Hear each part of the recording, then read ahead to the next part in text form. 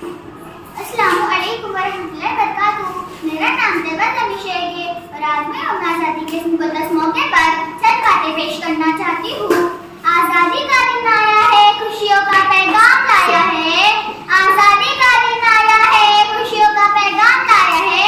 आओ मिलकर झंडा लहराए, नई उम्मीद जगाए। हम सब जानते हैं कि 15 अगस्त 1947 को हमारा प्यारा मुल्क भारत आज़ाद हुआ।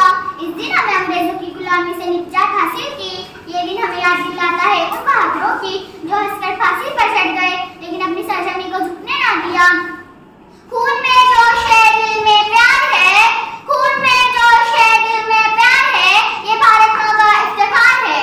हम भगत सिंह, गांधी जी, सुभाष चंद्र बोस, मौलाना आजाद और हजारों शहीदों का एहसान कभी नहीं भूल सकते। हमें चाहिए कि हम आज़ादी का जश्न ना मनाएं बल्कि वादा करें कि झूठ नहीं बोलेंगे, दिल लगा कर पढ़ेंगे, बड़ों की इज्जत करेंगे और अपने मुल्क को साफ और खूबसूरत बनाएंगे। ये मुल्क